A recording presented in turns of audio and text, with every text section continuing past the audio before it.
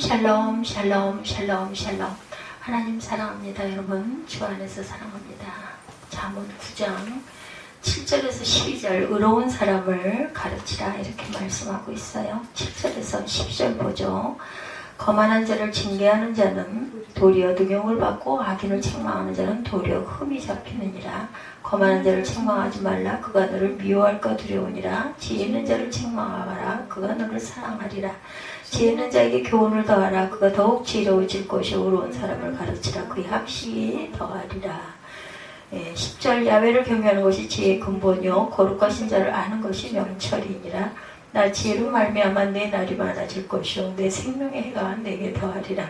내가 만일 지혜로우면 그 지혜가 내게 유익할 것이나 내가 만일 거만하면 너홀로 해를 당하리라. 12절까지의 말씀이죠. 의로운 사람을 가르치라는 말씀, 이 말씀은 먼저 어떤 사람이 의로운 사람인가 하는 질문을 갖게 됩니다. 의로운 사람을 대충 생각하면 착하고 그저 성실하고 이런 사람이 의로운 사람인데, 하나님이 보시기에 의로운 사람, 하나님을 경외하고 사랑하는 사람이겠죠. 어떤 사람이 의로운 사람인지 알아야 가르칠 수가 있습니다. 성경에 나오는 의라는 말은 항상 약간의 혼돈을 일으키기도 해요. 성경에 나오는 의라는 말에는 두 가지 뜻이 있습니다. 의는 일반적으로 공의, 정의 이런 것들을 말하죠. 사람이 행해야 할 바른 도리, 이렇게 증거되어 있어요. 성경에 나오는 의라는 말에는 이런 뜻도 또한 있습니다. 아모스 5장 24절입니다. 오직 정의를 물같이 공의를 따르지 않는 강같이 흐르게 할지니라 이렇게 얘기하고 있습니다. 마르지 않는 강같이 흐르게 할지니라. 정의를 물같이 공의를 마르지 않는 강같이 흐르게 할지니라. 동시에 성경에 나오는 의는 또한 구원을 말합니다. 로마서 1장 17절에 복음에는 하나님의 의가 나타나서 믿음으로 믿음에 이르게 하나니 기록된 바 오직 의는 믿음으로 말미암아 살리라 함과 같으니라. 5장 1절 전반부에 그러므로 우리가 믿음으로 의롭다 하심을 받았으니 이렇게 말씀하죠. 로마서 10장 19절에도 사람이 마음으로 믿어 의에 이르고 입으로 시인하여 구원에 이르느니라 이렇게도 말씀합니다. 갈라디아서 2장 16절 뒷부분에도 이는 우리가 율법 행위로서가 아니고 그리스도를 믿는 믿음으로 의롭다함을 얻으려 함이라. 율법의 행위로는 의롭다함을 얻을 육체가 없다. 우리가 어떻게 의롭겠어요? 의롭다 칭함받았을 뿐입니다. 그 밖에 여러 곳에 나오는 의는 단순히 정의를 하는 것이 아니라 구원을 말하고 있는 것이라는 것. 여러 군데 나오는 의는 정의를 얘기하는 게 아니라 구원을 말한다는 것을 또한 우리가 알아야 합니다. 구원을 다른 말로 의인이라고 하죠. 이는 의롭다고 인정받은 칭의. 아까 제가 말씀드린 아주 신학교 때 아주 그 의롭다함 그 칭의에 대해서 들어가지고 그것이 아주 박혀 있어요. 예수를 믿으면 구원을 받죠. 기독교의 가장 기본적인 진리입니다. 가끔 드리는 말씀인데 한자 이상하게 성경적인 의미를 가진 글자들이 참 많이 나와서 그렇구나 동의가 되는 말씀들이 많습니다. 의자는 가운데 하나이죠. 양자 밑에 나 아자가 있어요. 의자 한 문자를 보면 어린 양이신 예수님 밑에 내가 와야만 구원을 받는다 이렇게 해석이 됩니다. 그냥 보기만 해도 깨달아지죠. 예수 잘 믿으면 동시에 공의롭고 정의로운 생활을 하게 되기 때문이다. 예수님은 사랑과 공의의 주인이시기 때문입니다. 말라기 4장 2절에 예수님을 공의로운 해라 이렇게 칭하고 있어요. 그리고 또한 4장 2절 내 이름을 경외하는 너희에게 공의로운 해가 떠올라 치료하는 광선을 비추리니 너희가 나가서 외양간에서 나온 송아지같이 뛰리라. 공의 속에서 우리가 이렇게 뛰어놀면서 살아가야 된다. 이 말씀은 병원에 입원한 성도를 신방 갔을 때 많이 사용하는 말씀이기도 하다고 해요. 공의로운 해신 예수님의 치료하는 광선이 나라 정치, 경제, 사회 각 분야를 비추면 병들어 있는 각 분야들이 자유로움을 받게 될 것이다. 이런 그 의미도 갖고 있습니다. 이렇게 예수 믿으면 구원받고 예수 잘 믿으면 공의로운 사람이 되어야 하기 때문에 의로운 사람은 과연 그 질문에 의로운 사람이 어떤 사람인지 알려면 예수 믿는 사람 보세요. 우리가 너무 부끄럽죠. 우리가 그런 표준이 되기에는 의로운 사람, 예수 잘 믿는 사람, 교회 잘 나오는 사람이라고 대답하게 되기도 하지만 또 예수 믿는 사람도 나름대로의 장단점이 너무너무 많아요. 부족한 점들이. 모두 의로운 사람이라는 인정을 받을 수 있는 그런 저와 여러분이 되시기 바랍니다. 예수 믿는다 하면서 공의롭지 못하면 어딘가 이상한 사람, 제대로 믿지 못하는 사람. 근데 뭐 부족한 사람들은 어떤 면은 또 온전하게 또 그렇지 못한 면이 인간들은 온전한 사람이 있을 수 없습니다. 반면에 공의로운 성품을 가지고 있으면서도 예수 믿지 않으면 그것은 또한 불완전한 공이다. 뿌리를 옳은 곳에 제대로 내리지 못한 나무와 같습니다. 안타깝죠. 저 사람 예수만 믿으면 참 좋겠는데 이런 분들이 있어요. 보면 종교는 갖고 있지 않은데 정말 그 예수 믿는 사람보다 아주 더 훨씬 더 의로운 사람도 많이 있습니다. 세상에는 그런 분들이 적지 않아요. 그런 분들을 보면 저건 예수 믿으면 정말 좋겠다 하다가 그런 분들이 예수 믿게 되면 정말로 큰 기쁨을 또한 맛보게 되고 빨리 온전한 이끌어 주시는 분이 계셔가지고 잘 인도하면 정말 그 교회에 귀한 사역을 잘 맡는 그런 분들이 되기도 하죠. 야고보서를 기록한 예수님의 동생 야고보는 성품이 아주 의로운 사람이었다고 그래요. 별명이 공의로운 야고보 이렇게 부를 정도로 아주 의로웠다고 합니다. 오죽하면 야고보서를 쓰셨겠어요. 야고보서에 그런 성품이 잘 나타나 있습니다. 기독교인들은 애국자 누구나 이렇게 생각을 해요. 실제 그렇기도 했죠. 독립만세 운동 때도 거의 3분의 2 이상이 믿는 분들이었다. 그래서 3.1만세 운동을 주도할 수 있었던 그런 전체 인구의 3%가 채 되지 않았는데 거의 그 반 이상이 예수 믿는 분들이었죠. 기독교인들이 앞장서서 독립만세를 외치니 사람들이 따라서 만세를 부르게 됩니다. 많은 희생이 또한 있었습니다. 오늘 의로운 사람을 가르치라는 말씀으로 그 중심으로 말씀을 나누고 있어요. 예수를 믿는 우리가 먼저 의로운 사람이라는 인정을 받을 수 있게 되기를 주님의 이름으로 축복합니다. 교회학교 교사분들 또한 아이들, 학생들 가르칠 때 이런 부분을 온전하게 잘 가르치면 어린 아이들 마음에 의롭다 칭함받은 우리 그 모습을 잘 심어줄 수가 있겠죠. 아주 중요한 그 일들을 하고 계시는 분들입니다. 동시에 우리는 무엇을 알아야 하나라는 뜻, 무엇을 가르쳐야 할까, 무엇을 알아야 되나 항상 이것을 고민하신다고 그래요. 10절 말씀에 야훼를 경외하는 것이 지혜의 근본이요 거룩한 자를 아는 것이 명철이다. 이것을 가르쳐야 하고 알아야 한다라는 거예요. 무엇을? 야훼를 경외하는 것, 지혜의 근본이다. 같은 말이라도 하는 사람에 따라서 호소의 효과가 다릅니다. 예를 들어 10대 청소년이 인생은 슬픈 것이다, 인생은 허무한 것이다 한다면 여러분 뭐라고 대답을 하겠습니까? 인생의 ABC도 모르는 주제에 뭘 안다고 그런 소리 하는 거야 할 거죠. 입이 좀 거친 분들은 뭐 예전에는 그런 말들 많이 써요. 요즘에 이런 말 많이 들어보지 않았지만 옛 어른들이 머리에 피도 안 마른 녀석아 이런 얘기 많이 합니다.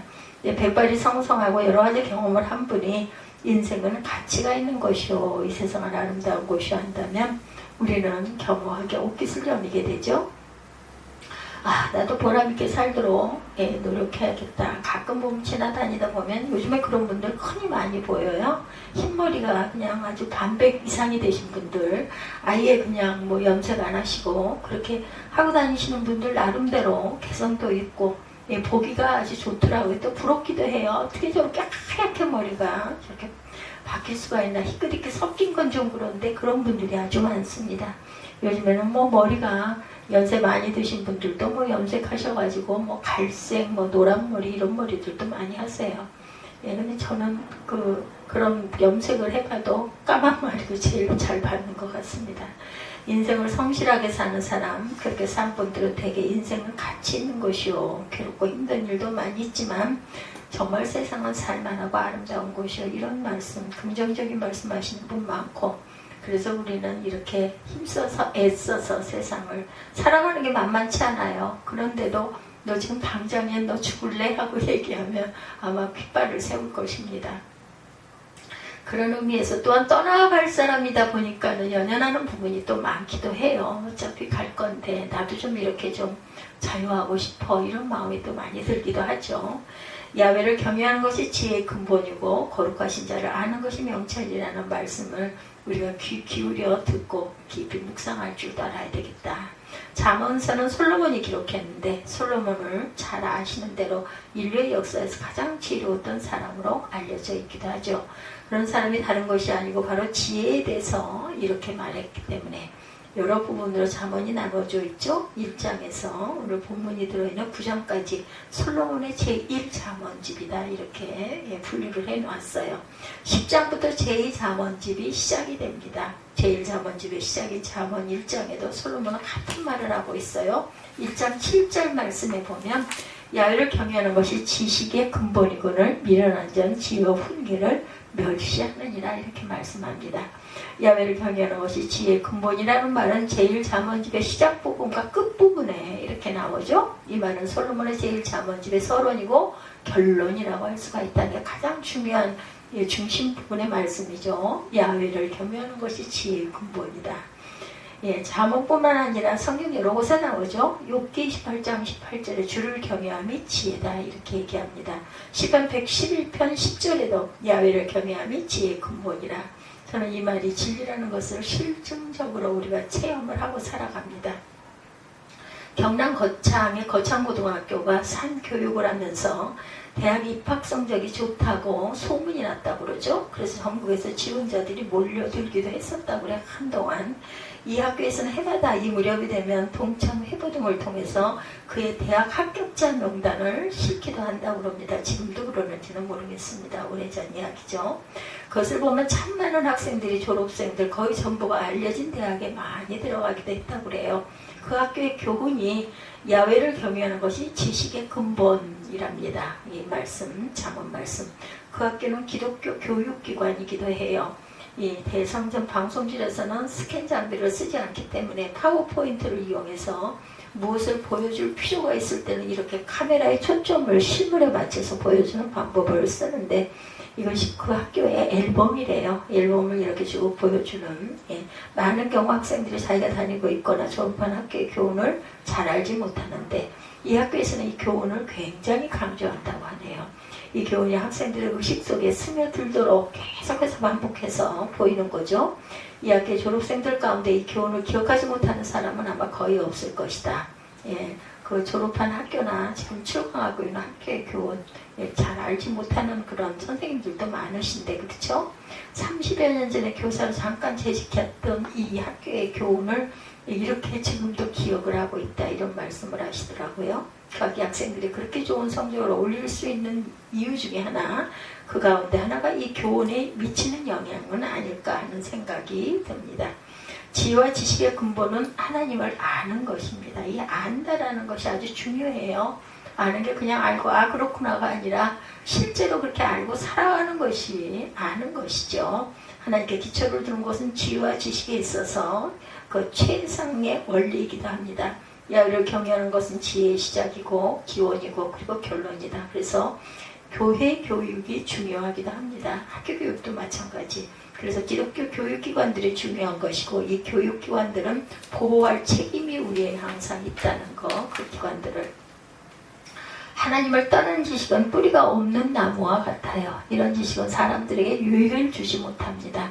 대표적인 것이 지금도 우리 국민들의 큰 실망과 허탈감을 안겨주고 있는 줄기세포 파동. 한동안 또 이것도 아주 유명했었죠. 고등학교 교사로 수고하고 있는 어떤 집사님 한 분이 이런 말씀을 하시더래요. 목사님, 저희 학교 학생 가운데 탈북자 간 사람이 있는데 한번 교회에 데리고 와서 목사님을 만나게 해드리고 싶은데 괜찮으시겠습니까? 이렇게 조심스럽게 묻더랍니다. 좋다고 환영한다고 얘기했겠죠 당연히. 그래서 날짜와 시간을 정했대요. 그 학생이 오면 무슨 이야기를 할까? 어떤 이야기를 해서 예수를 잘 믿도록 할까? 이 목사님은 아주 그 마음이 아주 불들하셨겠죠. 이런 것을 생각했는데 그 학생의 이름이 최경철이더랍니다. 이름이. 교회 그 아이들 가운데도 최경철이 같은 본명을 가진 이름이 있었대요. 연세가 많아서 많이 쇠약해지셔서 병원에 입원해 계신 홍막동 권사님의 손녀의 이름을 지어달라고 부탁하기에 10절 말씀 야훼를 경외하는 것이 지혜의 근본이요 거룩하신 자를 아는 것이 명철이니라. 여기서 경자와 철자를 따서 경철이라고 이름을 지어주었다고 하죠. 이 목사님이 잘됐다 이름 이야기를 해서 신앙적인 대화로 유도를 해야겠다 이렇게 생각을 하고 계셨대요. 학생이 왔는데 22살이고 뭐 꽃제비 탈복숭 그 청소년 출신 아주 예뻤나 봐요. 그죠? 고생을 많이 한 사람답지 않게 아주 성품도 발달합니다. 지금 대관고등학교 강당에서 모이고 있는 교회에 잘 나가고 있습니다 라고 대답을 하더래요. 그날 이름 이야기는 하지를 못했고 그 학생의 집이 유명한 그 아우지 탕권이 있는 은덕군이라는 곳인데 아우지 탕권 이야기를 많이 하다가 그만 보냈다고 그러죠. 이 학생이 교회 다녀간 다음에 이메일을 보내왔대요. 그 학생이 우리 선생님이 교회 자랑을 하도 많이 해서 제가 그 교회 꼭 가보고 싶었습니다 라고 쓰여 있더래요. 이 학생은 이번에 그 해에 그래서 연세대학교에 입학을 했다네요. 메일과 전화를 주고받고 있대요. 지금까지도 한동안 그러셨겠죠. 조지 워싱턴 그 카버라는 흑인 농학 박사가 계셨는데 카버는 흑인 노예의 아들로 태어났습니다. 이분은 가난할 때 강도들이 주인 집에 들어와서 카버와 그 어머니를 납치해갔고 그때 노예들은 재산으로 여겨졌기 때문에 납치해다 팔면 돈을 많이 받을 수 있었기 때문에 잡아갔나 보죠. 강도들은 가다가 아기는 귀찮으니까 버리고 어머니만 데리고 갑니다. 주인은 모세 카버라는 이름을 가진 마음씨 좋은 베이긴이었는데 버려진 아기를 도로 찾아와서 거두어 길렀다고 그래요. 그 이야기를 듣고 그 아기는 이름도 없었는데 주인이 자기의 성을 붙여주었다고 그러네요. 카버는 좀 잘하자 그 주인 집을 떠나 노동을 하면서 공부를 합니다. 고등학생 때 세탁소에서 일하면서 고학을 했는데 주인이 교회 잘 다니는 사람이었고 주인을 따라 교회에 출석하면서 은혜를 받아서 신앙을 갖게 되었다고 그러죠. 고등학교 때 교회에 출석하게 된 것이 카버 박사의 삶에 결정적인 영향을 미쳤다고 그래요. 그 뒤에 그의 삶은 모든 것이 기독교 신앙의 바탕 위에서 이루어져 갔다고 하네요. 이 사람은 어렵게 공부해서 흑인으로서 최초의 농학 박사가 됐죠. 아주 대단히 유능한 분이었던가 봐요. 카버는 아이오와 주립대학의 농학 교수로 있다가 흑인들을 위해서 남부의 터키 카키라는 곳을 세워져 농민학교로 가서 거기서 평생을 보냈다고 합니다. 미국 남부 지역에서는 목화 농사를 많이 하죠. 1910년대에 해충이 여러 해 크게 발생해서 그 목화 농사를 지을 수가 없게 돼요. 농민들이 절박한 처지에 놓이게 됩니다. 왜냐하면 이것이 생활하는 수단이었기 때문에. 카버 박사는 황폐해지는 목화밭에 땅콩을 심으라고 했다고 그러죠. 농민들은 존경하는 카버 박사의 말에 따릅니다. 그러나 땅콩은 군것질거리가 되었지 쓸모가 별로 없더래요. 자연히 수요가 적어집니다. 그러니 살기가 더 어려워졌겠죠. 카버 박사는 땅콩을 가지고 연구해서 기호품, 식료품, 의약품, 물감 그 밖에 많은 것을 만들어냈대요. 그래서 카버의 별명이 땅콩 박사가 되었답니다. 그분은 평생 두 가지 신조를 가지고 있었는데 하나는 하나님이 만드신 것에는 쓸모없는 것은 없다라는 것이었다고 그러죠. 그래서 사람들이 쓰레기라고 버리고 놔둔 것들을 훌륭한 시험도구로 많이 만들어내기도 했다고 하네요. 카버는 나는 흑인 노예의 아들이야. 나는 어머니 얼굴도 기억하지 못해. 나는 버림받은 존재야. 하기 쉬웠을 것인데 그랬다면 그는 그렇게 보람있는 삶을 살 수 없었겠죠. 나는 하나님이 지으신 존귀한 존재다. 나는 쓸모없는 존재가 아니다. 쓸모있는 존재다. 했기 때문에 훌륭한 사람이 될 수 있었다고 합니다. 인류를 위해서 특히 어려운 처지에 있는 동족들을 위해 많은 봉사를 하고 가셨다고 그러죠. 로렌스 엘리오트라는 사람은 조지 워싱턴 카버의 전기를 썼는데 부제목이 극복의 사람, The Man Who Overcome이었다고 합니다. 나는 하나님이 지으신 귀한 존재다라는 인식을 가지고 있으면 우리는 많은 어려움을 이렇게 극복할 수가 있다.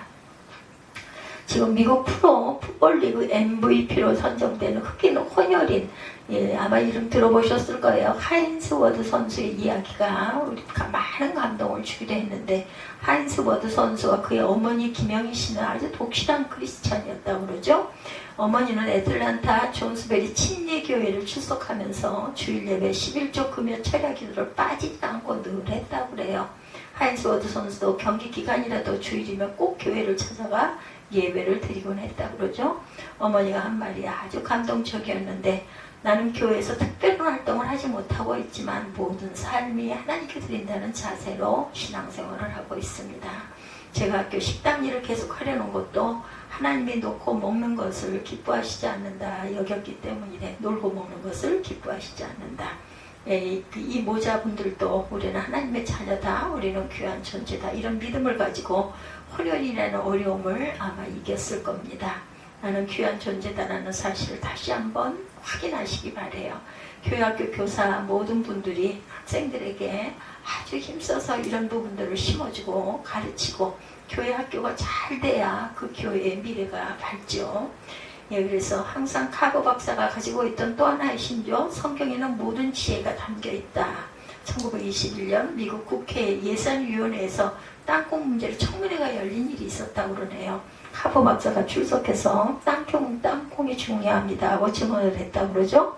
처음에는 발언 시간이 10분만 주어졌는데 카보 박사의 증언이 아주 관심을 끌어서 2시간으로 연장이 된 일도 있었다고 그래요.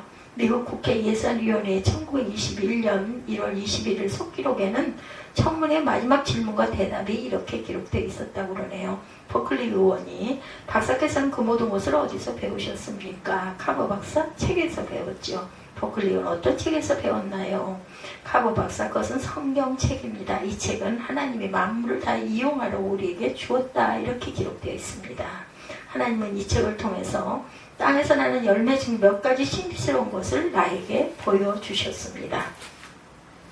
창세기 첫 장에는 내가 온 지면에 씨 맺는 모든 채소와 씨 가진 열매 맺는 모든 나무를 너희에게 주노니 너희의 먹을 거리가 되리라. 창세기 1장 29절 이렇게 기록되어 있습니다.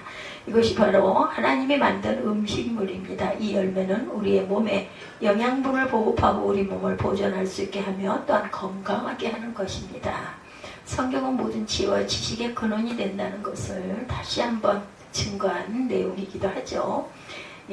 의로운 사람, 이 교회에 출석하는 의로운 사람들, 의로운 사람으로 인정을 받아야 하죠. 그래서 항상 의로운 자녀들, 의로운 학생들, 의로운 저와 여러분들이 되셔야 할 줄로 믿습니다. 항상 더욱더 또한 지혜로워져야 되죠. 9절에 지혜 있는 자에게 교훈을 더하라. 그가 더욱 지혜로우실 것이요. 이렇게 말합니다. 학식이 더해지죠. 현대인들 가운데 노벨상 수상자가 유난히 많은 것이 증거 가운데 하나입니다. 자기를 책망하는 사람까지도 사랑하게 되죠. 이게 참 사랑한다는 게 쉽지가 않아요. 8절 뒷부분에 지혜 있는 자를 책망하라. 그가 너를 사랑하리라. 그러니까 미련하고 교만하고 이런 들하고 했다가는 화를 당할 수 있으니 차라리 지혜 있는 자를 책망하라. 그 책망을 받아들이죠. 그런 분들은 지혜 있는 사람은 책망하는 사람을 사랑할 수 있게 된다.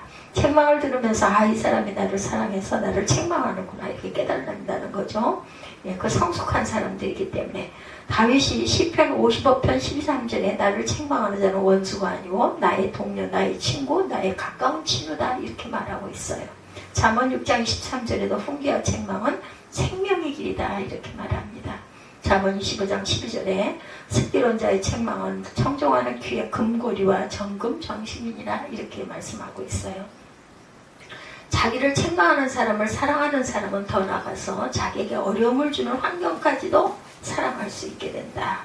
12절은 그 지혜가 그에게 큰 유익이 된다라고 말합니다. 다니엘 12장 3절에 지혜 있는 자는 궁창의 빛과 같이 빛날 것이다 이렇게 말해요. 지혜 있는 자는 궁창의 빛과 같이 빛날 것이고 많은 사람을 옳은 대로 돌아오게 한 자는 별과 같이 영원하리라. 장수하게 합니다. 그죠? 11절에도 나 지혜로 말미암아 내 날이 많아질 것이요 내 생명의 해가 내게 더하리라. 우리가 항상 이 말씀들, 그 말씀 속에서 우리가 복을 받는다는 걸 잊지 마십시다. 하나님이 여러분에게 맡기시는 의로운 학생들을 잘 가르쳐야 할 줄 믿습니다. 야를 경외하는 것이 지혜의 근본이고 거룩하신 자를 아는 것이 명철이라는 사실을 힘써 가르치는 저와 여러분들이 되시기를 주님의 이름으로 축복합니다. 더욱 지혜롭고 더욱 학식을 더하고 책망하는 사람까지도 사랑할 수 있게 하고 유익을 얻고 빛나고 장수하는 저와 여러분들이 되시기를 주님의 이름으로 축복합니다.